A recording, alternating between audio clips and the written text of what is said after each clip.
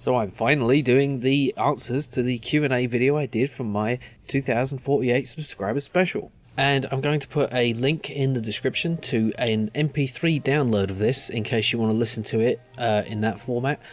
Put it on your MP3 player when you go for a walk or something. Consider it like a little one-off podcast. Anyway, and the first question is from Polaventris. And he says, I'll ask my usual Q&A question. How are you today? I'm alright, thanks. Can't complain. Well, I could, but I won't, because this isn't a Q and complain video, it's a Q&A video. But yeah, I'm good, thanks. Impkeeper asks, more streams, please. That's not a question, but I'll see what I can do. I haven't done a stream in a while, so maybe I should do that. I'm not sure what. Maybe I'll play Don't Starve on stream, I'm not sure. This question comes from Iya Ilene. She's got a great Let's Play channel you should check out. You may also remember her from my Magicka series. So she asks, as a sort of retro gamer myself, I find that there are many games that I try with older engines or graphics that I like, and some that I can't get past the look of. Have there been any older games that you've had the same issue with? Or what about the reverse, a newer game that all it seems to have is graphics? Or even one with great storytelling but bad gameplay, or vice versa? I find it very interesting to hear how other people feel about the balance of aesthetic elements in a game. So I'm going to answer this question in a bit of a roundabout way by talking about what I think the role and importance of graphics in a game is. Because apart from the sound cues that you get, it's all visual.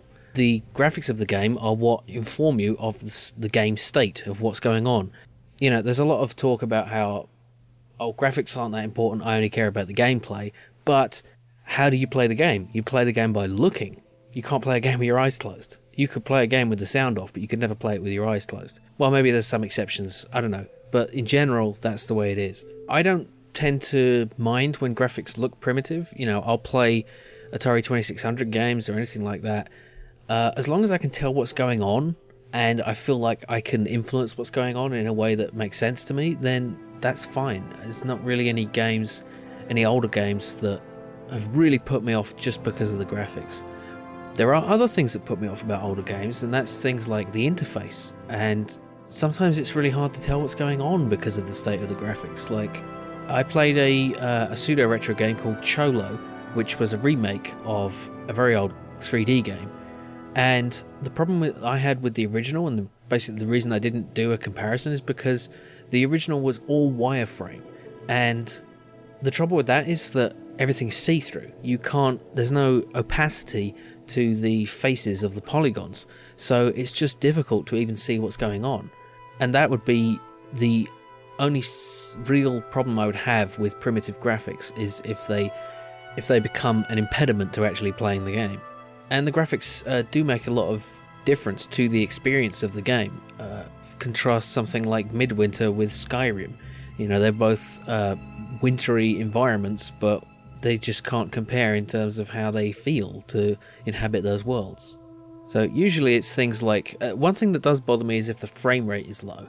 If you have like a 3D game and the frame rate is low, then you don't get that same sense of motion and it's hard to tell what's going on. Of course, this could just be a problem because you have, when I first had a PC and I tried to play some high-end games for the time, I couldn't because the frame rate was like 10 frames a second, and that's impossible. So there are some games like Midwinter and Hunter, which while I enjoyed, they felt very clunky, and it wasn't the graphics that put me off. I could well imagine playing a game like Hunter if it moved smoothly and everything, and you know, it still had that flat shaded polygon thing. Sometimes the graphics are just bad, but that's not necessarily because it's an old game, that's just because it's ugly, like Top Banana. That game is just ugly, and it's not a hardware limitation, that's just a horribly drawn game. And that game is more scary than it is ugly anyway. Now, regarding whether there's a newer game that all it seems to have is graphics, actually I find that more of a problem in the late days of the Amiga, or even the early days of the Amiga. Games like Weird Dreams or Lionheart, which are both very good looking but play like shit, unfortunately. And it seems like in those days there was more of a push to make a game that just looked good. And maybe that's because it was more difficult to get a good review of a game. These days I haven't really played any games that I have felt are all graphics and no substance. In fact, quite often these days we see quite the opposite. We see a lot of games that are graphically minimalist but have a great deal of gameplay, you know, like Minecraft or some of the Bit Trip games. I suppose an example of a change in graphical style that really changes gameplay is something like moving from GTA 1 to GTA 3. You might superficially look at the two and say that the improvement is merely graphical in terms of how pretty it is and how 3D it is. You know, that in the early days of games, there was a big push to make everything 3D, and that was done at the expense of gameplay. I suppose I never played it, but I heard that Fade to Black was really bad early 3D, which was the sequel to Flashback, and that's an example of where I suppose an attempt to make it 3D for the sake of it looking good was a way that gameplay was sacrificed for the sake of a graphical fad. Although 3D was never a fad, when it really came about it was great. And like I was saying, with GTA, in GTA 1, when you're driving really fast, you can't see ahead of you. You can't see what your character can see, and so you'll crash into things unavoidably. But in GTA 3, you have a first-person perspective, so you always see in front of you, and that really changes the nature of the game. It's not just a graphical update, it's a change in the way that you can play the game. I can't think of a game with great story. Oh, actually, no, I can. Some games that had great storytelling but bad gameplay are some of the adventure games. I suppose KGB would fit into that. That had a great story, but the gameplay could use with a lot of work. It was just there was too many fail states, and it was too easy to die. And I suppose that's more of a game design choice. That's one way they had to extend the playability of a game, was make it too hard. Another one was Universe. I remember that being particularly annoying because of things like you had a lot of verbs to choose from of things to do, to things like you're supposed to use a crowbar on something to make it work, but the way you do it is you insert it, you don't use it. And so that's a really and that game had quite an interesting story as far as I remember. So I don't see them as divorced. I don't see gameplay and graphics to be divorced, because you can't have one without the other. Or you can have just graphics. You can't have you can have like a demo, or a video or something, but you can't have gameplay without graphics. Well, it would be interesting to see if somebody could make a game that's just sound, like a game for the blind. I don't know if there is something like that. That'd be very interesting to pursue. Perhaps a voice-activated, audio-only game. That would be very, very interesting. You could play it in the dark with your eyes closed. So, in general, my answer is that what matters about the graphics is whether it represents the state of the game in a good way, and whether the interface is clear and allows you to make meaningful changes in the game that are comprehensible to you. So yeah, I think that's the best I can come up with anyway. CaptainButtonMasher asks, as this is a Q&A, when are you going to play Rocket Ranger? Best punchy noises in gaming history. Also, Wings for the Amiga, flipping classic. When, Jim? When?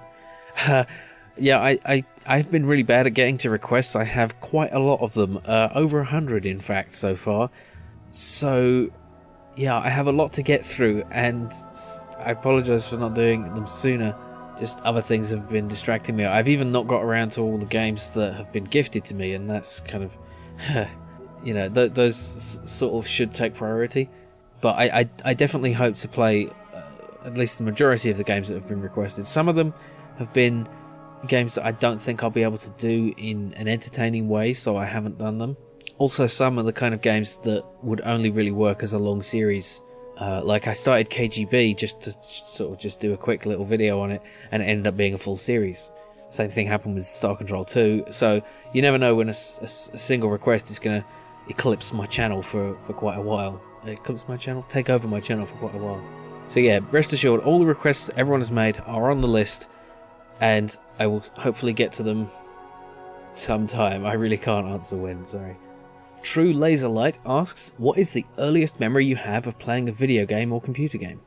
Mine was actually Berserk on the A2600 with my older brother. Throughout my childhood, playing video games has mostly been a social experience. Up until the age of around 14, I played way more with my brother or at my friends or cousins than at home, alone. So I thought it would be interesting to hear how your path of becoming a gamer began. Right, well, I kind of covered this in my series that I did with my older brother called The First Games, which is where he and I play some of the first games I ever played, starting with Combat on the Atari 2600. I also played Berserk quite a bit, but we didn't get around to that in the video for some reason. So the best answer to that question is to simply check out that series, and it's very entertaining. My brother's very funny, just like me. Actually, he's funnier than me. Yeah, so my brother was my way into gaming. He first introduced me to gaming, and we would play quite a lot throughout the console generations. We played Street Fighter 2 and Mortal Kombat and lots of games like that. When he got a Saturn, we played Virtua Fighter, which was, blew my mind. And now it looks so quaint and blocky, and at the time it was like, oh my god, it's a 3D fighter and it's so awesome. And it was, and it's still fun. When I was at school, around the same age, 14 I guess, the school was pretty close to where I lived, so I won't say friends, but people I met would come around at lunchtime because it was just the closest place to go, and we would play games on my Saturn. Quite a lot we would play X-Men Children of the Atom, which was a great fighting game, and this bastard wouldn't stop being Wolverine and using cheap moves, and I just... bastard, and he did it because it annoyed me. Yeah, I don't talk to him anymore or any of them. Anyway, that's a bit more information than you wanted. So yeah, like you said, like you asked, earliest memory is at the Atari 2600. I also played had quite a lot of early experiences on the Spectrum, the ZX Spectrum, but I can't for the life of me remember a single game I played on that, and that's really frustrating because I wanted to do something for my 8 Played in Ages series, but it was so long ago I don't even remember. The only ones I remember are the Dizzy games, and I'm not really a big fan of those anymore because they're so clunky and just collecting items and jumping about and stuff. But I'd really like to be able to remember them, but alas, I've tried and I just can't. Okay, and this is a question from Amiborg87. How did you get to know Pack Billy, Songstress, and Dreddy? Well, I guess I'll answer that in order. It was many years ago. I was young and naive. No, that's bullshit. That's bullshit. Oh. The way he got to know me, Pack Billy, who's speaking right now. Hello, Pack Billy. Shut up. You're a liar. I don't acknowledge liars. It was in the past. Right now, when I'm acknowledging you. With this statement, no, the way it actually happened in real life was I was a big fan of Jim's channel, but more specifically his Eye of the Beholder playthrough. Yes, and I was beholding the eyes. Yes, which, as we all know, that's where beauty is. Yes. But anyway, I had this project that I was working on for a while. And it had I'd kind of put it on the back burner, which it's actually back on the back burner right now. Yeah, it's like on the back of the back burner. Yeah, we bought several stoves so that we could put it as far back on the burner as possible. But without reveling what is that what that means? Yeah. I never knew what that phrase means. Yeah, you have a stove, and something is, you don't want to mess with this right now. You got to cook something else. You put it on the back burner. So those things are called burners. Yeah. We call them hobs. You call them what? Hobs. We call them eyes as well. The eye of the stove. Yeah. Put it on the. That's a different game entirely. It's not as good and. Yeah, right. The eye. It's not endorsed by D&D. So eye of the stove of the beholder. It's like Xanathar is just there in front of his stove, and he can't operate it, and it's really annoying. He's like, I just want to cook something. It's cooking Mama, but with Xanathar instead of. Oh God. So, and you're like cooking, and you're cooking up, and you're chopping up dwarves. Yeah. Oh God. Okay, so dwarf meat is very tough. It is. It needs a lot of seasoning and there's diamonds in the intestinal tract. Is that because they're constipated and it's just the compression from They're hoarding. That's how they hoard. That's what. Yeah. Okay. I hope they get them there by eating them and not by. Yeah, the other way. Well, it depends. It depends on the dwarf, really. Yeah. Each to their own. I'm not going to be judgmental. There are some dwarves who like to who like to go into a remote corner of the cave and turn out their lanterns, and you don't know what's going on in there. You just hear it. You just hear it, yeah. The singing. Hi-ho, hi-ho, it's up the arse we go. Uncomfortable ecstasy. For both the diamond and the dwarf. Diamonds are a dwarf's best friend. Yeah, right? So anyway, back to reality. So I'm working on this project, and I'm still working on this project, which I cannot yet talk about. It's just sort of a media sort of something. That it is definitely, it's in a medium. It's in a medium, and it was actually me hearing Jim thinking he would be perfect for this project. That and I am perfect for it. He in is. Fact, so He's nobody else can do it the way I can. That brought it off the back burner for a great while, and I contacted him, and then he said, "Go to hell, you're an asshole," and I killed him and cloned him and changed the DNA ever so slightly, so that the new fake Jim would be more amenable to collaborating. This is the first time hearing of this. Yeah. Well, have you ever seen the movie Moon? Yes. You're one of many clones. You're the first of many clones. Oh, man. Spoiler alert. Spoiler alert. That's a good movie. Yeah. Yeah. So, can I have a little, like, a Kevin Spacey robot? Oh, yeah. For a friend? Yeah. That'd be awesome. The last 5 Gyms had a Kevin Spacey robot. I don't see why. Why you shouldn't. I don't like put so many post-its on him and just... Yeah. It's, little smiley face. Yep. Matt Berry. Did you see the Matt Berry cameo in that movie? Matt Berry. Oh, was he one of the technicians on the planet who talked to him? Yeah, he was sitting at the desk. He and a guy standing up, and they were talking to the robot. I see. So who's Matt Berry? Matt Berry is the second Mr. Renham from the IT Crowd, and also from... Oh, so he is. Yes. The great, he's brilliant Matt Berry. Have you seen his other show with Rich Fulcher? Garth Marenghi's Dark Place? No, Garth Marenghi's Dark Place was where he started, but I'm talking about Snuffbox. No, I've never heard of Snuffbox is very weird. It's not like that thing in KGB, is it? No, I haven't seen all the. You KGB haven't watched things. it? Okay, never mind. But Snuffbox is worth checking out. It's very bizarre, and it's not always the funniest thing that you've seen Rich Fulcher and Matt Berry do, but it's engaging on a certain level. Many people in the audience might hate it, and I don't know. None of your American listeners will know what the hell I'm talking about, but maybe a few UK people will know. I have American listeners. No. Apart from you. Yeah. I just meant that I won't know what you're talking about. Right. No, I love my American listeners and my listeners from all countries except Poland. I'm joking. That's a joke about Dreddy. That's a joke. Dreddy will get that. Don't write in, Polish people. She went to Poland with a tank. I remember that. I was there. I was in the tank. You had to be shrunk significantly. Yeah. It was a toy tank. Yep. I was. Yeah. And you still haven't recovered. I still no. I'm Not still all of you has same got back size. to its normal size. Yeah. In fact, yeah. Well, I'll let that one hang there for a second. I was gonna add to that, but I'll just let that one hang. Phrasing. Yep. Yeah. Exactly. Anyway, so back burner. So yeah. This is how our conversations always go, by the way. This is basically yeah.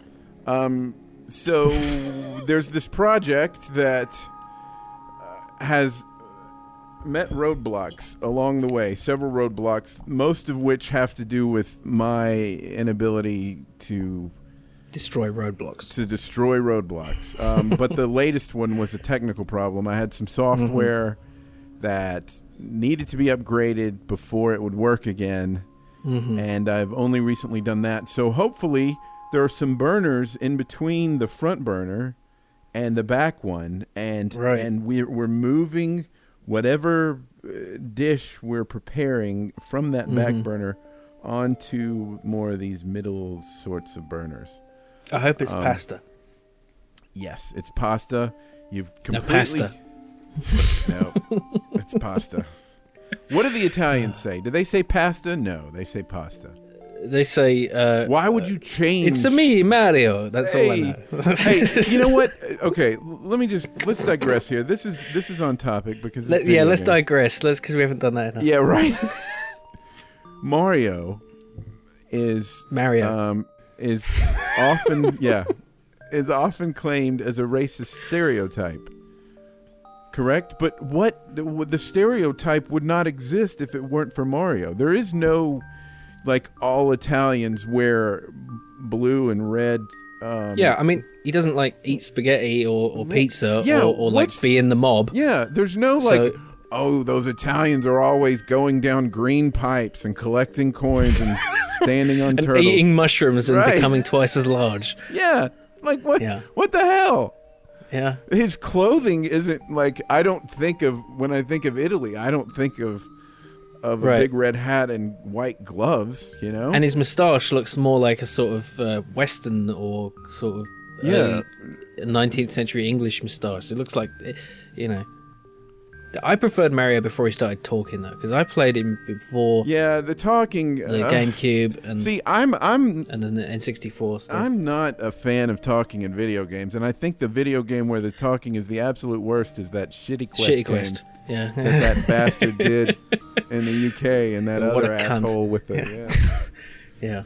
That other asshole was he wasn't even just an asshole of a human being. I mean, it just somehow managed and it looks like shit. You know, it's properly named, and nobody should play it. Nobody should go to the website Nobody right now. should go to JimMakesGames.com and download Shitty Quest. And if you do, don't play it and don't recommend it to your friends, a lot of your friends, and don't give money to Jim.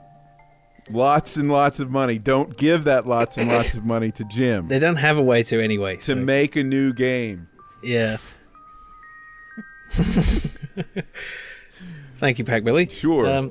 Yeah. So anyway, is there anything you want to say about our... Well, there's a lot I want to say about it, but as you alluded to, it is a secret project. Yeah. And it must remain a secret until it becomes unsecreted. But it is going to be very exciting, and when I heard about it, I was very, very pleased and gratified, and all these kind of ego trip bullshit words, because it's going to be brilliant, because I'm going to be in it and involved in it, and I'm going to be a significant sort of main thing involved in the whatever it is. Very significant. I would say the most significant presence in this thing that cannot be and discussed. Not like Christmas presents, but like like all year presents. Yeah. It's Mother's Day in the U.S. tomorrow. Is it? Yeah, oh God. So. It's a different. Mothers have different days in different countries for some reason. Yeah, it's because it takes longer in some languages to say what day it is. What? It's the same language. By the time you get to finish saying, just because you say Jello instead of jelly, and jam instead of and jelly instead of jam, right? But it's not like that German word, you know, that Dreddy said that's really long and can't fit on a screen. Oh yeah, Schweinkampf. It wasn't Schweinkampf. That's not long. No, it's Schweinkram was one of the words. I remember that. And that's just it's like pig cram. They don't have Mother's Day in Germany. They have pig cram. And that's a you know. I'll leave it. No, don't say what it is. I'll leave it to the audience's imagination to decide for themselves what pig cram is. Yeah, send a stamped addressed envelope to yourself. And it's either a crime or a holiday, or both. Or both. Yeah. Right. So has that answered the question sufficiently? I think so. I think the next and it's provided a great segue into how you met Dreddy. It has, and she's here with me now. So, Dreddy, do you remember how we first met through the internets? Yes, I remember the full story. First, I want to say thanks to Billy for those valuable insights. Indeed. It was a very interesting discussion. Yeah, certainly was. I was just listening quietly in the background, of course. I was totally there. Yeah. This isn't... Yes. And thank you for not... for clarifying that. Yeah. Yes. So, I guess the first time I saw your channel, like, I realized your channel was in existence was when I saw your Star Control 2 series. And I actually clicked the first video of it because a friend of mine had played Star Control 2 and was really into it. And I was like, I would like to play it someday. But as I don't have as much time for playing, I thought I would just watch a video series of it. And so I stumbled over your first videos of it and continued watching and was anticipating every new part of it that came out and totally watched it through to the end, I guess. So how did we actually get from the sort of viewer, content producer sort of thing to actually... Well, I left a few comments, I think. At the time you still thought I would be a guy because everyone assumes that everyone on the internet is a guy. Right, yeah. Well, and you were just answering in that way. Like, well, how did I mean, I don't really know that I'd address... That's right. I didn't clarify it too, I just didn't care. So Right. Then I continued watching your videos and stumbled over your Eye of the Beholder videos and left like comments on every second video, I guess. And then out of some reason, I think I emailed you. Yeah, I don't know why. I don't remember exactly. I think we just... I think usually it comes out of something where we're talking about something in particular in the comments and it just gets too long. Yes. And we just go to... And then we started emailing. Yeah, that sounds about right, I think. And we emailed back and forth like ridiculously long mails, like 10 meter long at least meters. Yeah. In size 10 font, that's so and then you were at some point, I think I started watching your Minecraft series and we were talking about Minecraft and I couldn't afford Minecraft at the time and you were asking me for portrait pictures for Eye of the Beholder. No, for the Grimrock series, I wanted you to do the the portraits for Grimrock. Characters out of Eye of the Beholder for the Grimrock series. Right. Yeah, Fighter, Steelor, Psychofox, and Cleric. Right, and with that money, I was able to. Yeah, I think I actually I gave you a copy of Minecraft like in payment for the art you did. Yes, that's true. And for some reason, we started. We were chatting on Steam Chat, and then for some reason we started playing Minecraft together because it's fun. And at the beginning I was really nervous about actually speaking English because I was just I just wasn't used to it. I was used to listening and understanding English almost perfectly for many years. I had English in school and then continued listening to English audiobooks and watching movies and actually was a moderator on an English forum for quite a while, but I never actually talked in English, so... Yeah, well, we were talking a lot in Minecraft just in text, and it became really difficult because we were like in the nether and being attacked and trying to warn each other of things. And like, look out, there's a creeper. Oh, I've just typed it and you've already exploded. So, yeah. That was great. And then when you did start speaking English, it was you were worried I wasn't going to understand you, but it was perfectly and my memorized vocabulary was really small because I was used to being able to just look up words and write them and stuff. So, and my vocabulary still isn't as great, but it's growing. So yeah, well, I there's virtually nothing you stumble over in my memory. Yeah, a bit. So I'm essentially an English speaker for about a year now. Thanks Yeah, well, you can say essentially. So I mean, you're pretty much there. You know? Yeah, I guess. Yeah. So thanks to the Gymster. Gymster. It's the first and hopefully last time I'll be referred to as the Gymster. Right. Yeah, and then I guess that's where it's really started. Yeah. We just started playing regularly, mostly Right. Minecraft, And then you joined us in the series. Jim and Pack Billy play Minecraft. With Dreddy. With the awkward first episode where most of the stuff I said didn't come through because of Skype muting me. Yeah, Skype is annoying, and that's why we use TeamSpeak now. But, we're so advanced now. Yeah, we're like almost professional. Yeah, and as you may be able to hear in the background, is the songstress is also with us. The songstress. Hello. So, and my laughing cannot be contained. No, it never can. It's a force of nature.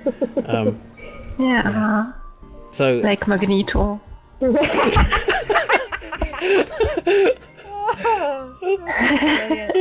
You would have to keep you in a soundproof box, like his prison was out of glass and no metal at all. That's terrible. Like, and superpower is your laughter. Yeah. The bone and tissue shattering laughter of the songstress. That's awesome. That could be a superhero or a villain name, the songstress, actually. Yeah. Could be. You need a costume. And maybe it is, yeah. Maybe it will be. I had two comments. One, you didn't talk to me in comments like I was a guy. Right. I'm kind of sad that I missed out on that. Well, I think it might have been because you had the video of your rat, and I heard you laughing in it. So, yeah. Right. And there it comes back to your laugh. That's how I first came to know you. You know. Which actually also was my first contact with the songstress. Was that video? Yeah, because that's the only video I had up for years. Couple years. Yeah, and then you started your Eye of the Beholder thing, and I was like, Jim, we need to play with her. But we're getting ahead of ourselves. Yeah, that's true.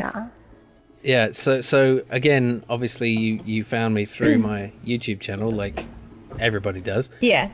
You know. That's a given. Even the police. Yeah, and the pop group, the police, found me. They're notorious YouTube searchers. Yeah. So the question is how we became friends. Indeed. I don't actually remember how I found your channel. I think it was definitely one of your earlier series, and I've just been a subscriber for a really long time. And I watched all the videos, but I wasn't super active on YouTube, so I didn't like or comment very often, even though I did like them. No, I liked them, but I didn't hit like. You should always hit like if you like a video. Well, now that's what I do. Take notes, subscribers. Thank you. Now I do. I do. But back then I was like, okay, I like it, and then I closed the window. Yeah. You were a lurker. I was a lurker. And then I started commenting somewhat regularly, and then you did Eye of the Beholder. Mm-hmm. And when you switched over to the Amiga, I remember being like, wait, that has an auto map. Right, the AGA version of with the by and CFOU. So I tried to I went to DJ Amiga's video on it and tried to get it all set up, and I was running into some serious problems, so I ended up private messaging you. Right. And I remember at first I was like super nervous because I had been a subscriber of yours for a really long time, and here I was finally reaching out to you for something, and I was asking you for something, so I ended up asking you to help me set it up and asking you to troubleshoot basically, and you were super cool about it. And Yeah, don't let it out of the bag, or everyone will be asking me for help. I know. I know. Well, I felt really bad asking because I was like, dang it, this is my forte. Why am I failing at this? Yeah, WinUAE can be a bit of a pain, especially when you're dealing with hard drive installation stuff. Yeah, it was ridiculous. Because I swear I followed every single instruction and it was still like, error screens. Yeah. I mean, I needed some help to get it set up, and that's, so I sympathized, and trying to play Eye of the Beholder without the auto map is just a nightmare, especially the way it spins you around. Oh my gosh. Like, yeah. Let's play count how many times the dungeon spins me around. Okay, let's go. That's a quote from Songstress's Eye of the Beholder series. It's a series. direct quote. You got it word for word. That was brilliant. Yeah, well, that's because I put it in the subscriber shout out. That's one of the clips. Yeah. That's awesome. And if you haven't checked out Songstress's channel, you should. And also Dreddy's, which is 2 buttons are enough. Sorry for not mentioning that, Dreddy. How dare you? That's okay. It's not really active right now, so. But there's some great videos. Like the Pokemon one. It's one of my favorites. Like really cheap. And the Alien. Oh my gosh, I love the Alien one. Alien. I don't even remember the Alien one. Seriously? I did an Alien one? Yeah, it was like a Game Boy. Ah, that thing. Yeah, I remember. Yeah. True. Yeah. But I actually enjoy the multiplayer more nowadays, like just doing stuff with other people and being on their channels and not using mine anymore. Yeah, I just really liked your Minecraft video where you gave the pig the birthday cake. You're like, don't walk away, it's birthday cake. Yeah. Happy birthday! Boom. It was the best piggy birthday. I especially I love how it looked up at you. Like when you gave it to it, it was like, for me? Oh no! Oh, we're getting sidetracked though. Yeah, so that's fine. It was a traditional German birthday cake, though. So he helped me get Eye of the Beholder working on my computer, and I played it obsessively for probably like 2 weeks until I had discovered everything and gone everywhere and done all the things. And we were at the end of it when I was like, hey, thanks for all your help. Like, he kind of started a conversation. I started it. I mean, you have a much better memory than me, so I had dropped a few little things, like just trying to make myself a little more personable, because I felt like, again, I felt guilty that I was asking for your help.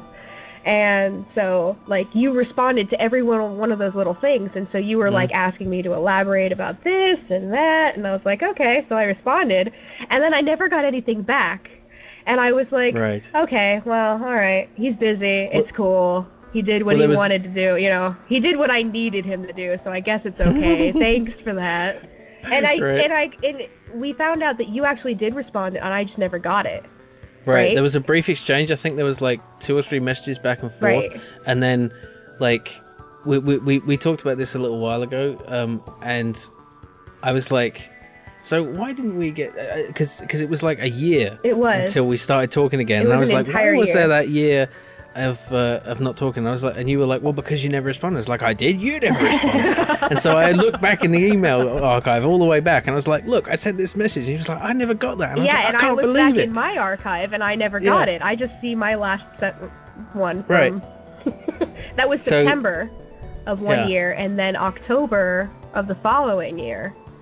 I messaged you again because you put up the tutorial videos on recording video, and I was like, I could totally do a Let's Play of Eye of the Beholder. Let's make that work. And so I was having massive problems with my audio sync, which if you watch some of my first videos, you can tell how bad it was. And I literally had to go through and sync up by hand, like deleting seconds of silence and inserting seconds of silence just to get all of the sound cues from the game audio to line up with the video. Yeah, I can't believe you. Hours and hours and hours per video. I think one video took me an entire weekend to edit. Wow. And so, like, I was talking to him desperately trying to get another solution because there was no way that I was going to keep up the series that way. It's just not going to happen. There was, like, it's I don't know what the problem was, but there's been audio sync problems that I've had and some other people have had in response to my tutorial on making a Let's Play, and like every other problem I've seen except for one other time has been, and that's since I learned this, it was the sync is always at a constant rate, like it's always just slow by a percentage all the way through, but your syncing was like speeding up and then slowing down and speeding up and slowing down, so there was no way to do it just by a global speed change. Exactly. And so it was, and I didn't realize this until later. And you know, so you kept giving me suggestions that weren't working, and I just kept getting more and more frustrated. Yeah. And I just used Windows Movie Maker even after watching Right. Well, from all of those email exchanges about the audio, we ended up striking up the conversation that would have happened the previous year had the emails not gotten lost in the mail, quote unquote. So, well, but I don't. Yeah. And I then don't know what I think happened you with that, invited me to do Minecraft. Well, we right? I mean, that was when we started gaming together. We didn't start gaming together until Minecraft. Right. It was. I mean, it was before the video we did, the recording. Because I remember the first time we played Minecraft, and it was just, you know, there was the usual beginning of nervousness between two people who've never spoken to each other, and then it was just mostly us just laughing constantly. Yeah, it was. And I kind of wish I'd recorded it, because it was just, it was ridiculous. I remember like looking at everything and just and it was just making the stupidest jokes. Yeah, because I am so. Like, people don't get offended if I don't friend you on anything or don't want to game with you. It's not because I don't like you, because I may or may not like you. It might be, it's mostly because I'm just really, really shy in person and with people that I don't know. And you'd never be able to tell with how we record things. But if you ever met me in public, I would just be like, stare at you like you had grown a second head and walk away without saying a single word. Yeah. And I'm similar, you know, people would not expect me to be shy. It's easy not to be shy when you're sitting on your own playing a game, talking to a microphone. Right. I'm quite the opposite. I just don't give a fuck, I guess. Yeah.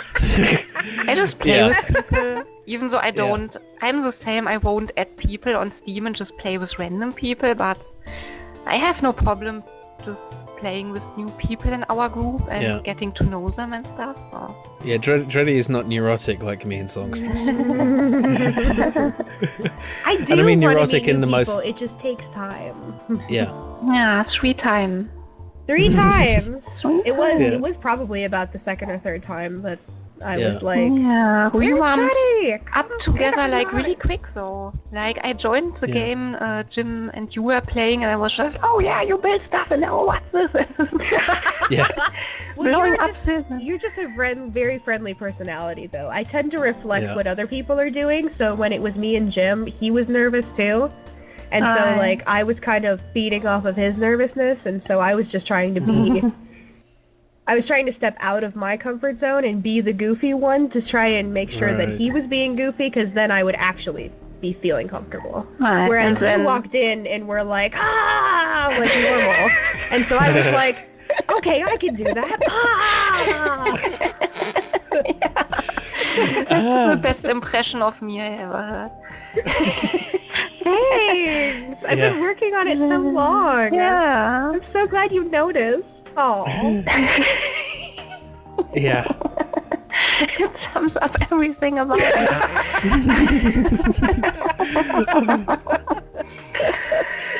Yeah.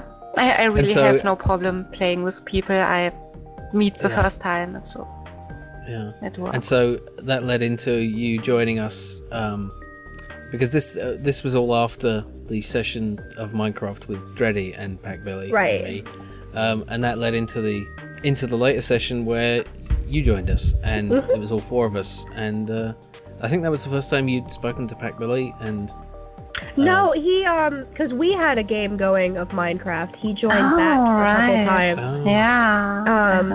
The first time I spoke to him, I remember being super nervous because, like, I had remembered the recordings where he's so, like, peckish, boisterous is a good word for it, and so, like, I was really nervous that I wouldn't, like, get on with him. But, like, he was totally chill and just wandering around our little area and being like, ooh, what's this? Ooh, what's this? And so I kept, like, giving him stuff, and he was like, oh, thank you. And I'm like... And then he kept dying. Yeah, no problem. He's so bad at Minecraft. No. He joined us a couple times on our game before we did a recording. Yeah. So I was already pretty comfortable with him before we did a recording. Right. Where he built a mysterious sandcastle on top of a tree, which then became our awesome base of Skynet. That is a great story. Do we have time to tell the story? Yeah, we have all the time. Okay, Yeah. so what happened was, it was the three of us and Pack Billy, and Pack Billy had, like, wandered off the way he does, and none of us could find him, and he was apparently doing a secret project, and after he logged off, and it was just me and Dreddy, because Jim had to go. I don't remember where you went, maybe to make food or something, but it was just me and Dreddy, and we discovered this thing up in the skyline. And we were both like, is that a sandcastle up on a tree? And we were like, what the hell? So we climbed up there and tried to figure out what it was, and so we ended up building a base there. And then Dreddy was like, we should just keep building trees. And I was like, a tree of tree of tree of tree of tree, and she's like, yes, right now. So we just built, like, we built a tree, and then we climbed to the top of the tree, cut out, like, one area, put a square of dirt, planted another tree, and just kept going until we reached as high as you can build, and then built a giant sky base. And so when Pack Billy logged back on, we were like, hey, come look at the sky base. And he went up to the sandcastle, and he's like, hey, it's my sandcastle. And Trey and I were like, you put it here? Damn it. We thought it would be a game glitch or something. We thought Minecraft had just made this for us. See, I remember the reason I wasn't there is because I'd overslept. And I was supposed to be there, and I turned up like 6 hours late. And I was like, hello, and you were like, hey. And I was like, there's this enormous fucking tree going up into the sky, and I was like, what's happened without me? You know. We had already been so productive without you. By the time you got there, like half the base had already been done. Yeah, you might actually see that base maybe on our next live stream. Maybe if we get to import it, which means Jim imports it because he knows how it works. Yeah. Why don't you do it? It's. Well, we still need to pick a place for it. No bickering. No bickering. Okay. Also, Jim, you're so much better at doing those things. I have to compliment you. I'm so much better about doing all the things that you don't want to do.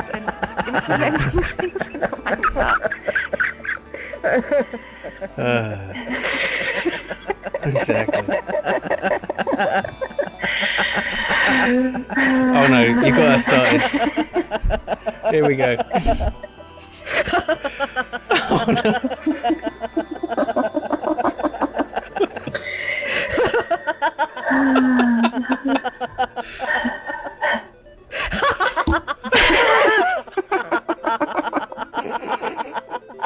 This is ridiculous. That should be my ringtone.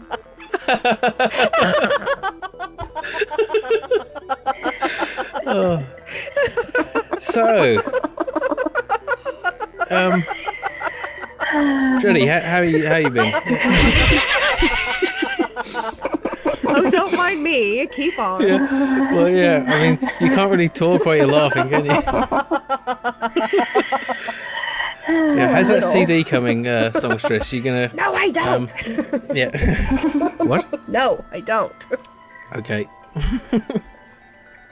I was telling someone the other day that it is impossible to chronicle all of my different laughs because there are some that only pop up like one every couple years. So you'd have to be recording me constantly for a couple years in order to get an accurate collection of all the different laughs. And then you'll just come up with a new one. I will, just because the situation called for it. Just it'll just happen. The best thing so far was your Ernie, like, Sesame Street laugh you couldn't snap out of again. Oh my god, that one was painful, though. Is that the one you were actually crying? I think it was.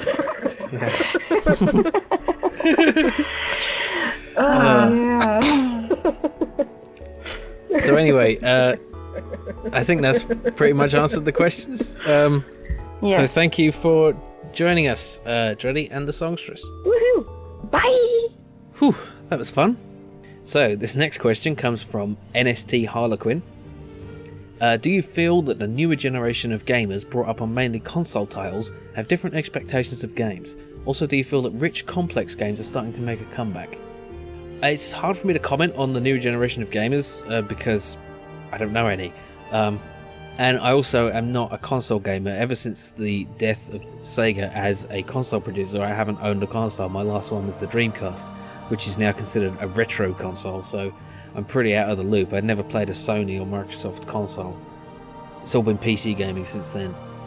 But I have seen the sort of intrusion of console-like games into the PC stuff. Like, if you look at the Elder Scrolls series, Morrowind was very much a PC game. It had, small text and lots of windows to move about. Whereas in Oblivion, that became more consoleized with a larger interface and everything, so you could see it on a television. And then with Skyrim, it's very consoleized. And I don't like that sort of intrusion into the PC gaming sphere of the way consoles are. I'm not clear on what I mean by the difference between the two, but I definitely think there is a certain difference between them. And generally, I prefer PC games. Console is still good for some things. I think the thing that consoles are best at is fighting games. Although I suppose with an Xbox 360 controller, it's all the same. See, I don't think there's anything a console can do that a PC can't. So I never feel compelled to get a console. The only reason you don't have console games on a PC is just because they're not released on that. It's not like it couldn't do it. But anyway, to the second part of your question, do I feel that rich, complex games are starting to make a comeback? Yeah, I do think we're in sort of a new golden age of gaming. There's just so much more variety now. There was a while there where everything was an RTS or an FPS or some other, or an RPG or anything with 3 initials. With games like all the pseudo-retro games you get from indie studios now, and the way that things can be produced through the internet exclusively without needing a big publisher and distribution and all that. There's so much more variety now, and I think that can only be a good thing. And more variety means that there are more complex games in the mix with the simpler games. And the thing is, there are more rich, complex games, and there are more simple games. Casual games like, I don't know, I don't really play casual games. But even some casual games are fairly involved, like Plants vs Zombies. It's fairly simple, but it's not as simple as games used to be, like Space Invaders or Pong. It's still more complex than that, and that's a casual game. And so, and I mean, I never thought that we'd see another XCOM game, and I'm still yet to play that. I do have it, and I'm very much looking forward to playing it, but I'm not sure I'm ready for it to eat my life yet. And I'm planning to make a series on it, so that always slows down the momentum of playing a game, because I have to be in the mood to commentate whenever I play it, and so I'm not sure how I'm going to do that. But generally, yeah, to answer your question and to not meander too much more, yeah, I think we're going to see more diversity and complexity and just all kinds of new things from games, and it can only be a good thing.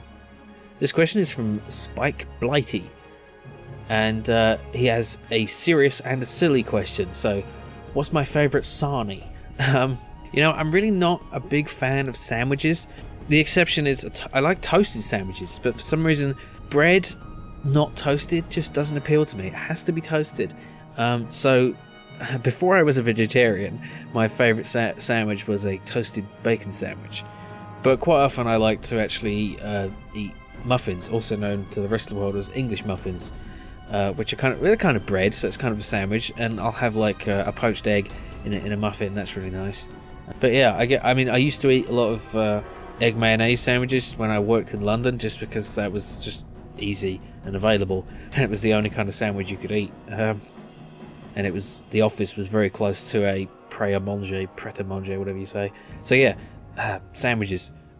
Oh, actually, having said that, I have been in a Subway a few times, and I quite like those. Last time I was in there, I asked for one of those vegetarian meat substitute things, patty things that you put in there, and I asked for it after I was supposed to, and he the server got all pissed off, rolled his eyes and said, "Oh, I would have done that sooner if you'd asked." And they're like, "No, it's going to take a minute," and I'm like, "Oh, sorry," So like, I know whenever there's people standing behind me in a queue, I always feel really uncomfortable. Like, I don't like delaying people, even though people in front of queues of me don't mind spending ages choosing numbers for a lottery ticket or something, or paying by a credit card that doesn't work. Anyway, I'm ranting and I'm going to stop that now. And anyway, SpikeBlighty's serious question is, what's your favourite game of 2013 so far? Well, I haven't actually played many games that came out this year, so I'm kind of behind on everything. So I guess pretty much the only game, which I suppose came out in 2013, is Don't Starve. The beta came out before, but I think the full version only came out this year, and so I've been playing that quite a lot, and that's great. And I guess I might as well follow that up by answering that my favourite game of 2012, I believe, was FTL. I played that quite a lot. Oh, and SpikeBlighty also says, more Frontier Elite 2 gameplay if possible, cheers. Yeah, I plan to continue the Frontier Fundamentals series. It takes more planning and stuff, and so I've been distracted, but I would definitely continue it. RetroDemoScene asks, I will try to keep my question non-silly as possible. Aww. If you had to be buried with a computer or console, which would it be and why? I also accept an answer that involves cremations. What? You didn't try to keep that non-silly at all. The thing is, if I'm buried with a computer or console, do I have power? Do I have access to the internet? Because maybe I want to play a social game. You know, I could like play Minecraft with my friends Packbilly, Songstress and Dreddy, and maybe tell them to come and dig me out of the ground. For God's sake, the last thing I want to do when I'm trapped in a coffin with little air left and facing suffocation, starvation and death of thirst and swallowing on my own waste in the ground is, ooh, let's play a computer game. You know, can I have one with a very good wireless connection and like ask for people to rescue me? That would be nice, thanks. But I guess the spirit of the question is if your life consisted entirely of playing a computer game, a computer or consoles, and you know, the intent of the question is if you had to choose one or the other, computer or console, and that's really an easy question. Like, I pretty much already answered that already. It's definitely a computer, because for one thing, a computer does a lot more. I could watch, you know, movies and stuff. You know, do I have my DVD collection in there with me? I mean, you know, it's you know, and especially if there's an internet connection, I should just watch YouTube. Yeah, although I wouldn't have much time. And an answer that involves cremations, I just don't even know what you're trying to... Yeah. Anyway, moving on. This question comes from mishalNtechnicolor. Okay, mishalNtechnicolor. How did the idea of making games come about? What made you start your channel on YouTube? Why retro games? Are there any games that made you think, this is a milestone in gaming? Can dolphins see in colour? What? Okay, let's answer those in order.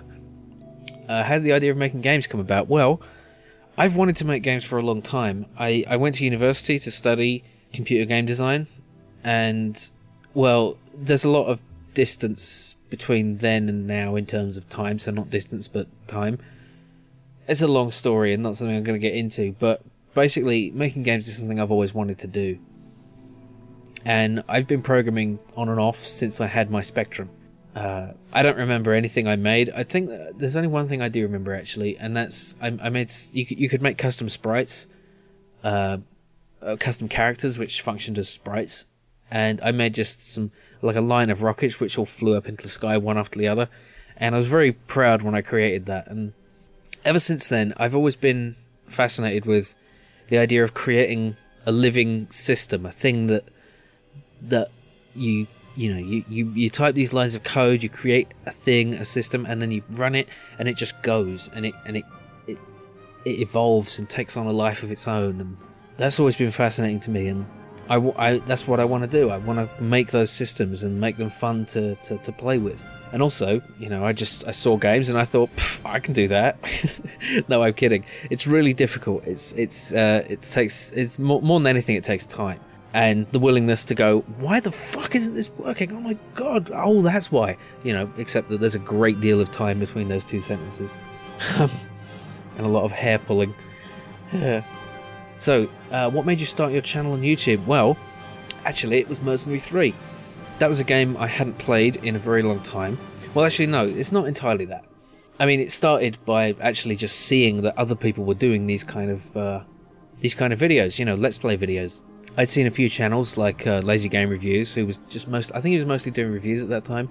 But through him, I think I found Steve Benway. I'm not sure, and I just started watching a few different Let's Play channels. I can't remember them all. There was one, the guy who calls himself X, David R. Angel 64. I don't really watch him much anymore, but his Minecraft series was how I discovered Minecraft, and I watched that whole series, and that was great. And once again, I thought I can do that, and so like I said, it came to Mercenary 3, and I was thinking, well, I'd really like to play these games again. And I was thinking, the first impression of a game is a really valuable thing, and I kind of just was looking at some old games that I'd played and just thinking, I wish I could play them again for the first time. And I thought the closest thing to that would be to play them again after so long that I've pretty much forgotten them, so I can sort of get a second first impression. Because when you're 30 years old, you're not the person you were when you were 12 or 14. So in a sense, you are an entirely different person playing these games. And to see a lot of these things with new eyes, knowing what I know now and being the person I am now, was like playing them again. And I thought, well, if I do that, I'm not going to change that much from now to the future. I'm sure I am, but not as much as I did in the last 15 or 20 years. So I guess one way to do that is to do a video of it. And these are actually really just as much for myself as they are for everyone else. I intend to watch these videos, and I have watched some of them again in many years to come, and sort of have nostalgia about nostalgia.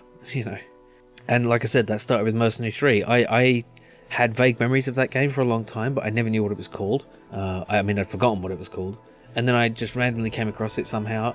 There's like the emulator for it, the one that's designed to run on modern systems. And I started playing that for like 5 minutes and didn't get anywhere. And I thought, I have to record this. I can't let this not be chronicled. This sounds really pretentious, chronicled, but So, and it was a great experience to be able to relive those things, and that just grew from there into doing basically all the games I played back in the day. I'm quite sad that I'm actually running out, especially on the Amiga, of games that I had played, because as much as I like the Overlooked Oldies series, which is games I hadn't played back in the day, there's nothing like nostalgia to really make an old game fun. And it's like some games I'm really glad I experienced for the first time now, like Star Control 2. Definitely I'm glad I waited until I was as mature as I am now to play that. But some games I kind of wish I'd played back in the day, because I would have been more patient with them, like Hunter and Midwinter. Those are the kind of games that I don't have the patience with to persist now, basically because the genre has been, the technical limitations have been overcome, and the kind of games that are like that are more playable now. It's not about the graphics. Like, I'm going back to the previous question from Iya. It's not about the graphics. It's about how much control you have. And in Hunter and Midwinter, the games are great. They have this wide open world thing going on, but it's just too clunky compared to what I've played now. I've kind of been spoilt for it, so that's a shame. But games like Turrican 2, I don't think in many ways have been exceeded, even by modern platform games. There's still the problem of the whole 3 lives thing, and the great difficulty, and no continues, or difficult, not infinite continues, and that's a problem. But yeah, so that's why. Anyway, I'm going on a bit. That's why retro games, and also I noticed that the sort of retro gaming YouTube community is much nicer than the general YouTube audience. If you look at the average comments on YouTube, they're fucking just, But I've been really lucky in that almost all of my subscribers have been very kind and welcoming people, and I couldn't ask for a better audience. And to his other question, are there any games that made you think this is a milestone in gaming? Well, Frontier Elite 2 definitely was a milestone.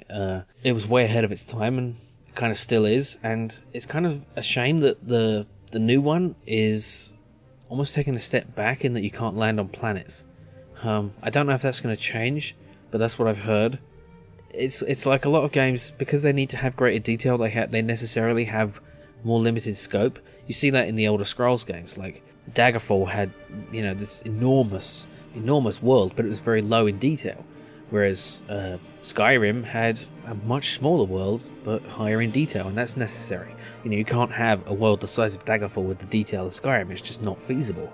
But I'm getting off the point. A milestone in gaming? Minecraft was definitely a milestone, because, well, it's just spawned an entirely new kind of way of playing games. And there's a lot of hate going around for Minecraft because it's sort of...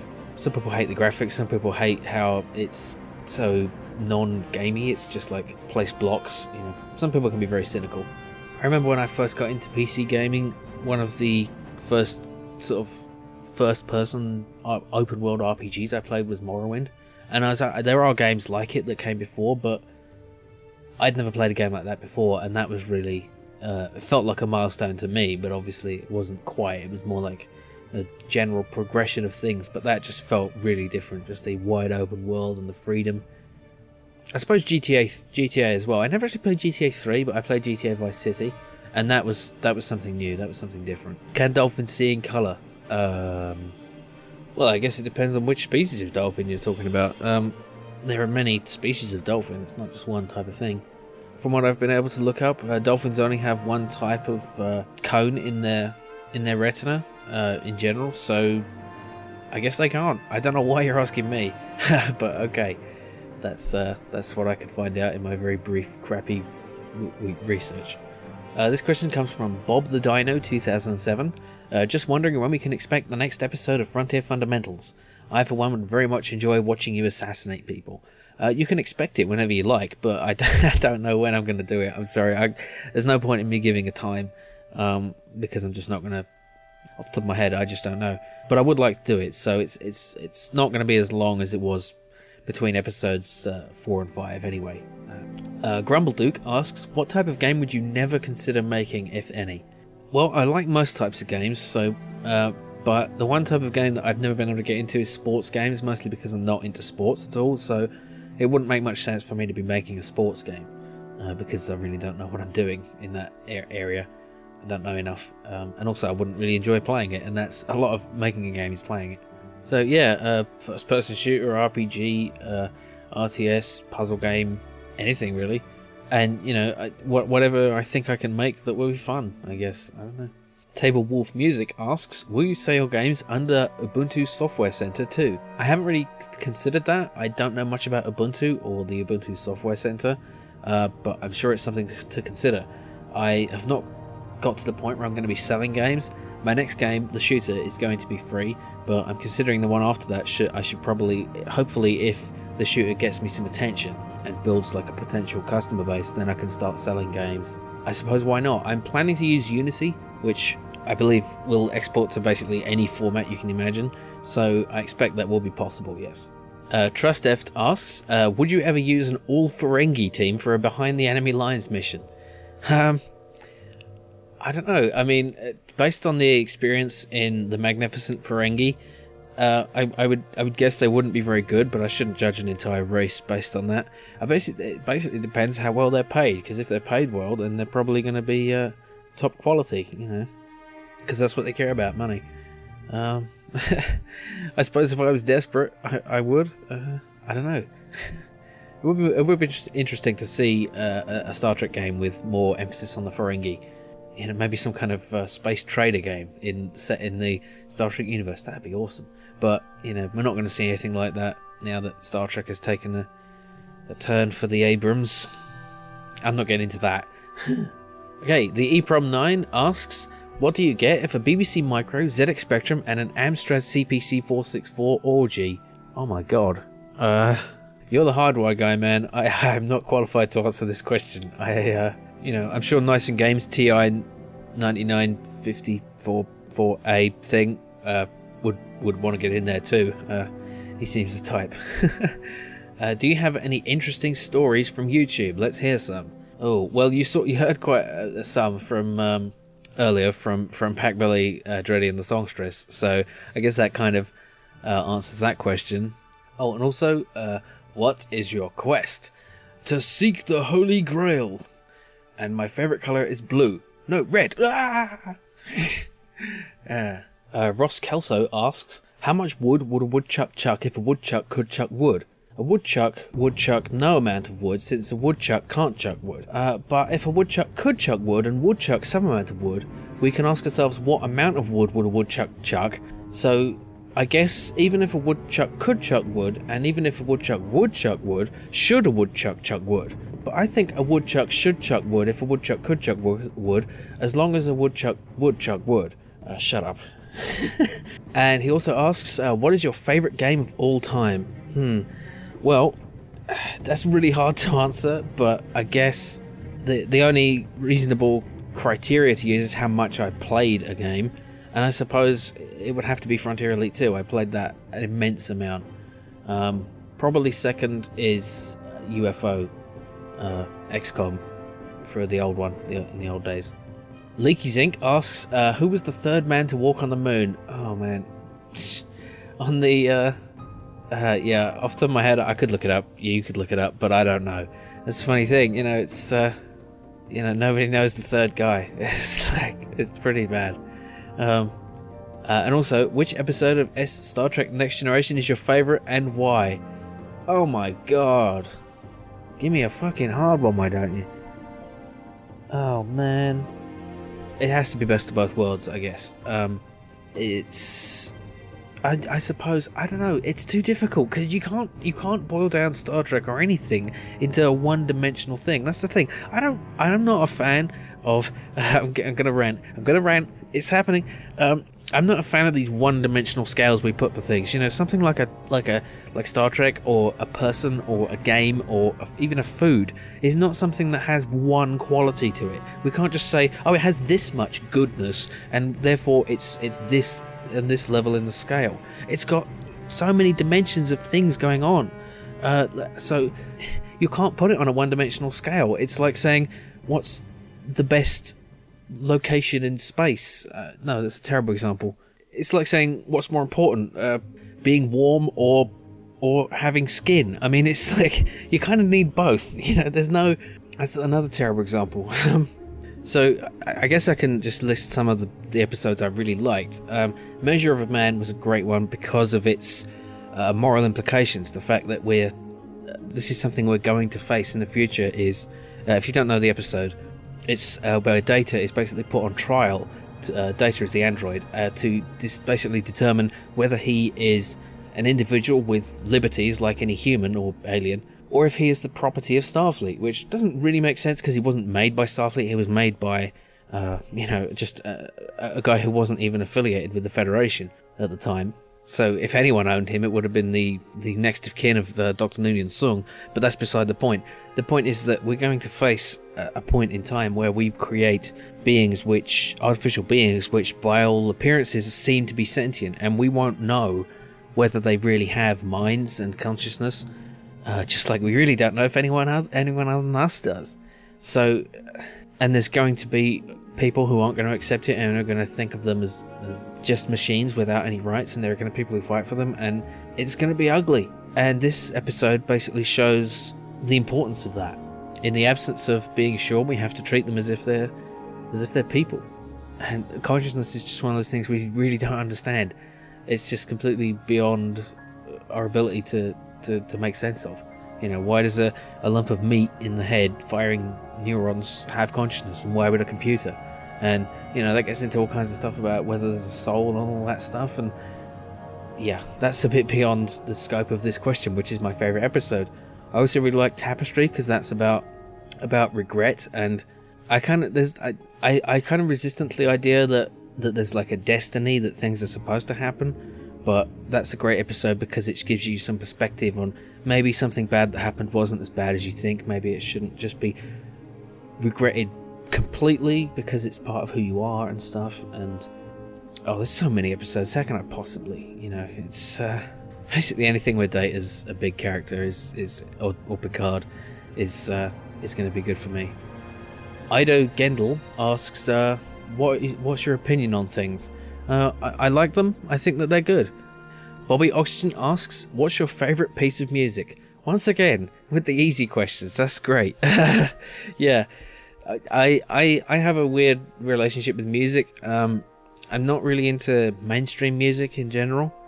I kind of I can't really answer my favourite individual piece, because I quite like a lot of, sort of instrumental music. Like, I guess quite often it has to be from something. Like, I like a lot of soundtracks to games and to TV shows and movies, because they kind of have an association with something for me.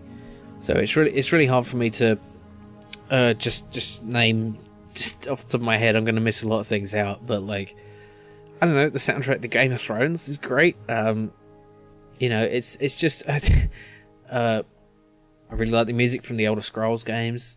World of Goo actually has a surprisingly good soundtrack. I don't know. It's really hard for me to answer. I quite like the music of Hammock. They do a lot of music I like, which is kind of sort of electronic, chilled out sort of stuff. Not really electronic. I'm not sure what it is. It's hard to describe it. I've heard it called shoegaze, but they might be worth looking up. Hammock. It's a terrible. I'm terrible answering this question. But that's the best I can do. JimmyBackbeat asks, what is your favourite game system? I'm leaning towards PS2. Well, I guess PC, but I suppose you mean exclusively gaming. Yeah, I mean, I'd suppose... Is the Amiga a gaming system? I don't know. I guess that was my favourite. I mean, I don't have a console now, so it's not really a good question. I like them all. I like the Saturn quite a lot. Because that had Guardian Heroes for one thing. Which I should play sometime. I don't actually have it, which is a shame, so I'd have to emulate it. But anyway, I really wish they'd release there's a version you can get for Xbox Live Arcade. Why don't they make a PC version? Why? Seriously.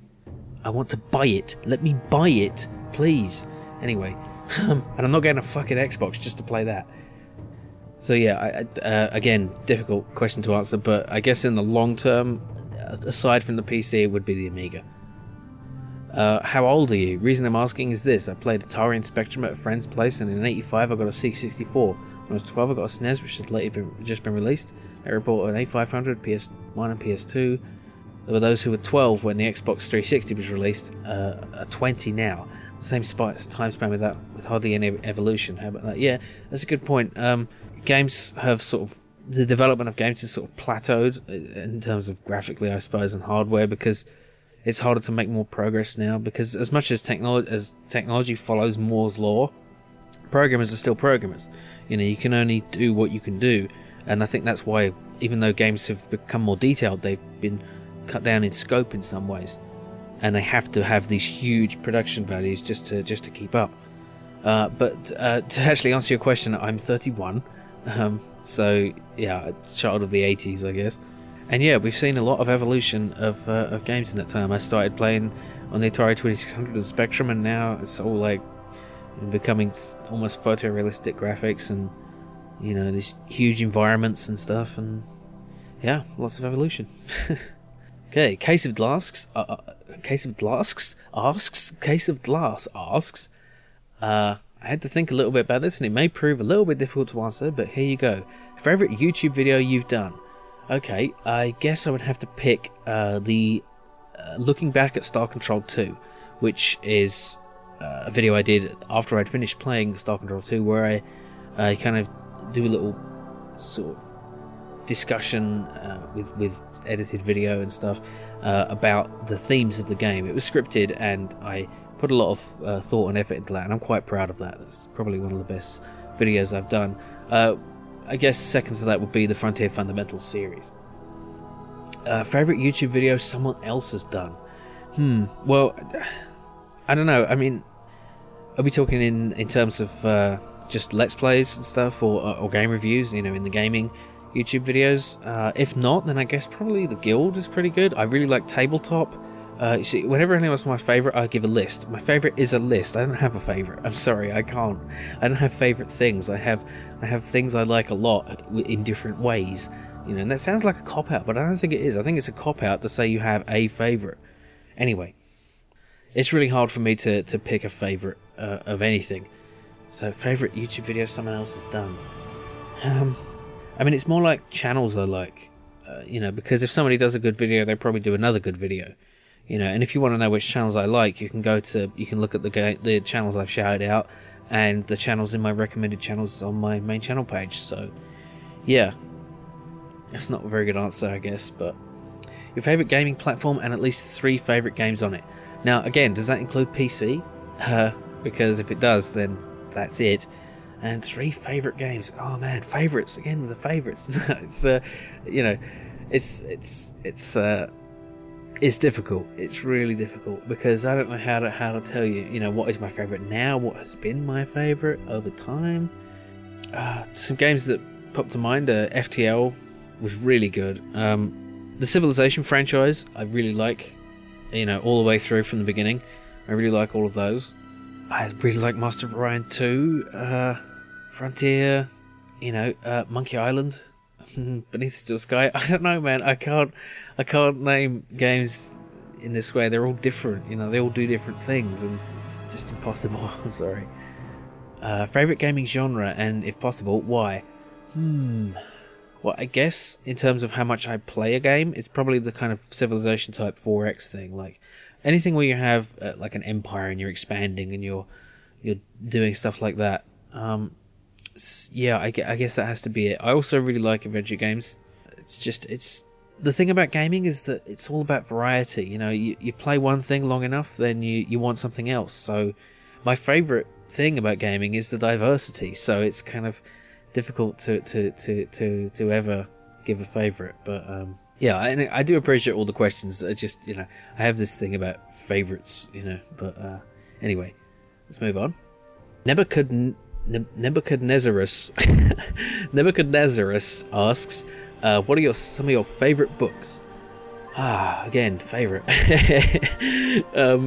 Yeah.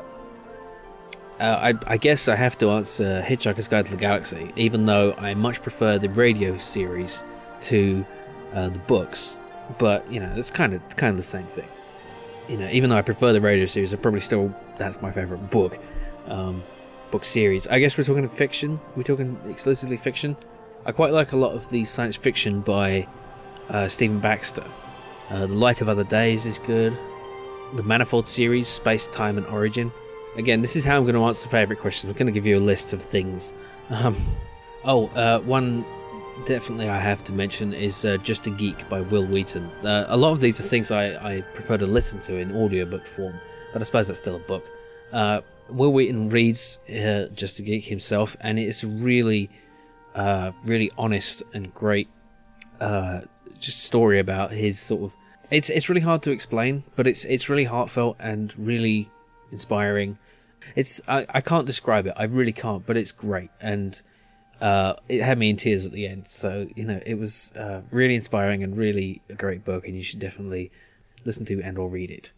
Fatang1000 Fatang asks, have you tried Robin Hood: Legend of Sherwood? It's a real-time tactics game, quite similar to the Commandos series. If you can get hold of the game, could you do a let's play? I haven't played it.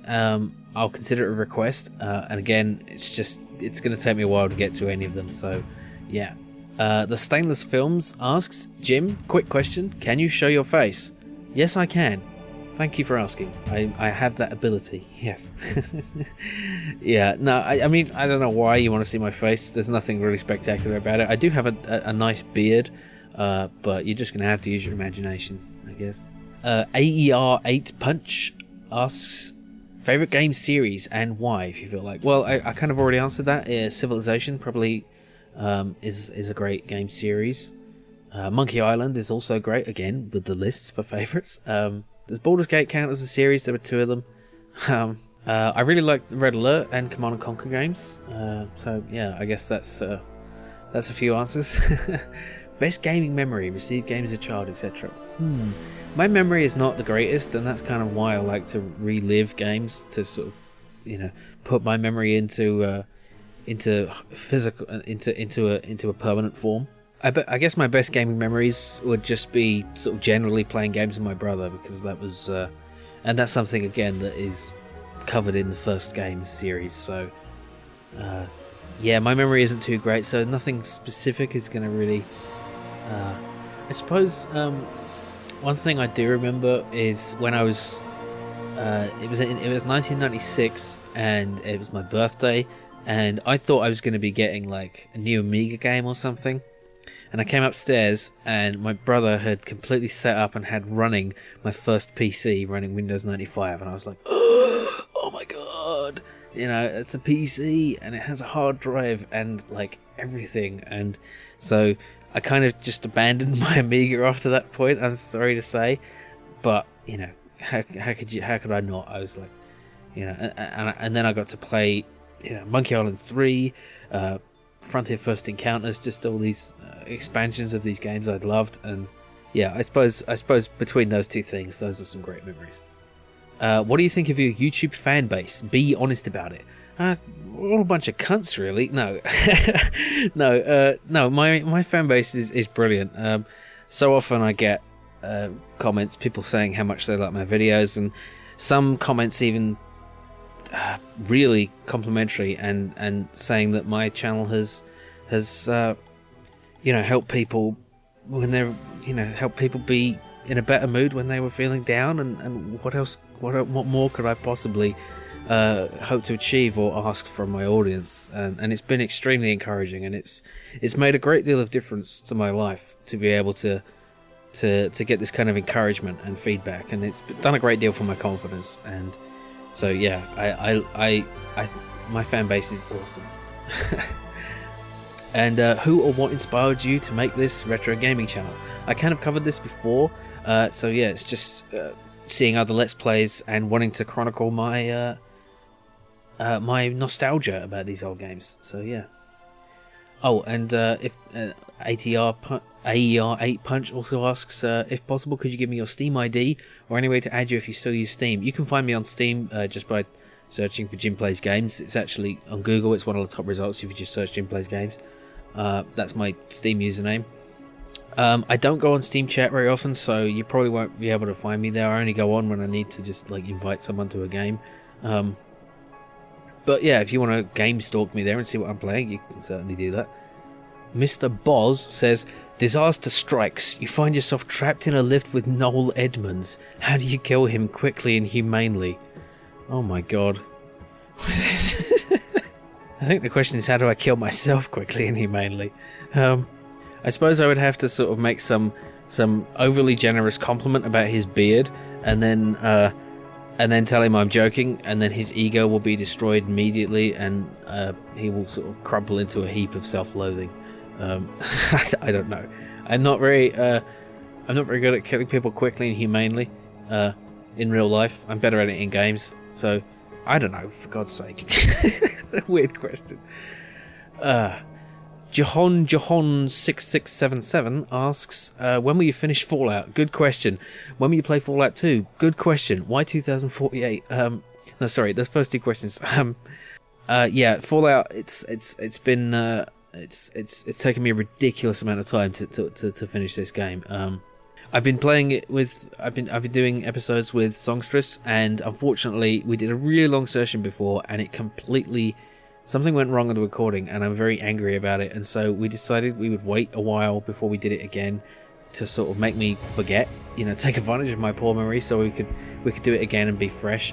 So more of that will be coming in the future. I can't promise anything. Will you play Fallout 2? I probably will, not anytime soon, because there's other long series I'd really like to get on with, and I believe Fallout 2 is even longer than Fallout 1. Why 2048? Well, since the early days, I've been doing subscriber specials at binary milestones. So the first was at 64, which is 1, 0, and a bunch of zeros in binary. And the advantage of it, and then the next one was 128, then 256, then 512, then 1024, and now 2048. So the next one will be 4096 if I even get that far. The advantage of that is that I basically am doing a subscriber special whenever the subscriber count doubles, rather than like if I'd done one at 100, then do I do one at 200 and then 300, or do I? It's kind of arbitrary, the thing where people do big round numbers in decimal. So I thought I'd do big round numbers in binary just to take the piss, you know. So yeah, that's why. And also, why am I asking you so many questions? I don't know. Why is everybody? I didn't expect to get this many questions, but it's great. It's a lot of fun. I'm enjoying this. lilacfloyd asks, what is your opinion on the new Elite game, Elite Dangerous? Right, well, I'm quite optimistic about it. My biggest gripe with it is that you won't be able to land on planets, because that was one thing that really drew me in and gave it this scale. I don't know how they're going to manage the whole hyperspace thing with the time dilation and stuff, and long travel with multiplayer, but I'm concerned that will sort of reduce the scope of the game. But in general, I'm very optimistic, and I'm glad it's happening. And I have backed it, and I look forward to playing it in the future, perhaps on the channel. Will you be buying a PS4 or the new Xbox when they're released? No, neither, because as I said, I'm not a console gamer, so no is the answer. Nosy question really, what do you do for a living?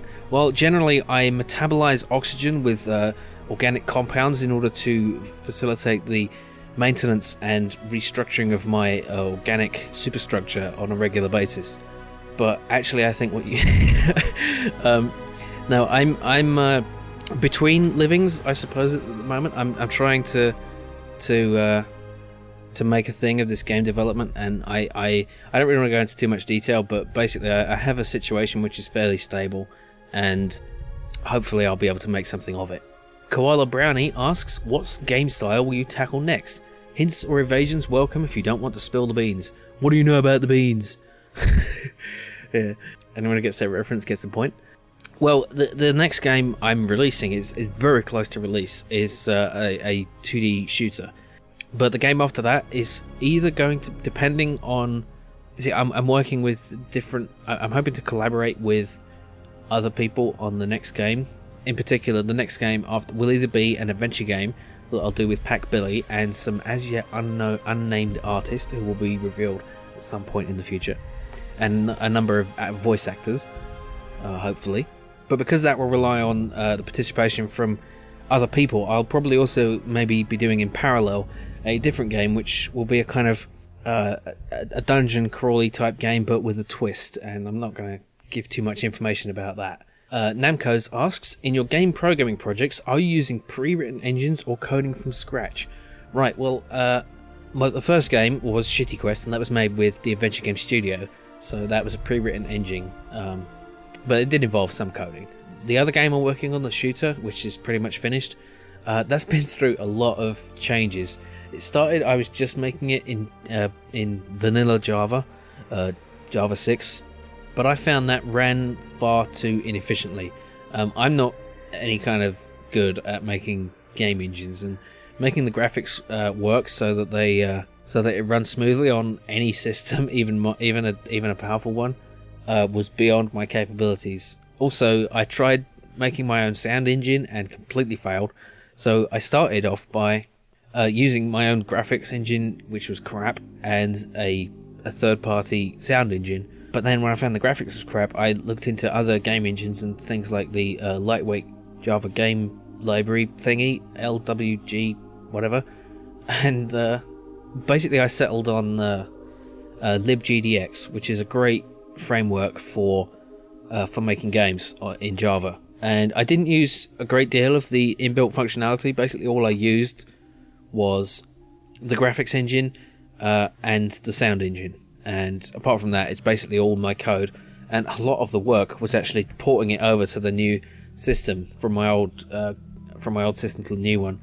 And the game's been through quite a lot of changes since it first started development. But anyway, I'll get into more of that when the game comes out. Retro Joe asks, are you ever going to play Mercenary 3 again? Presidential candidate Bill still needs to get blown up. That's a good question. I would like to play it again and maybe finish it. That could be a good continuation of the series. Oh, getting a text message. Yeah, that might be fun. Maybe I'll do it on a stream sometime. Yeah. And finally, TormenticRising asks, what was the first console you owned? Yeah, I did actually get into this before. It was the Atari 2600, which I first of all it was my brother's, and then I got the he had the kind of the wooden one, not the heavy sixer, but the other one, the standard one. And for some reason he didn't have that anymore. I think he sold it, and then I got a one of those plasticky Vader type ones. So yeah, that was the first console. And the first computer was, as I said before, the ZX Spectrum. So that was the very long Q&A video. Thank you for listening, and I hope you enjoyed it. See you next time.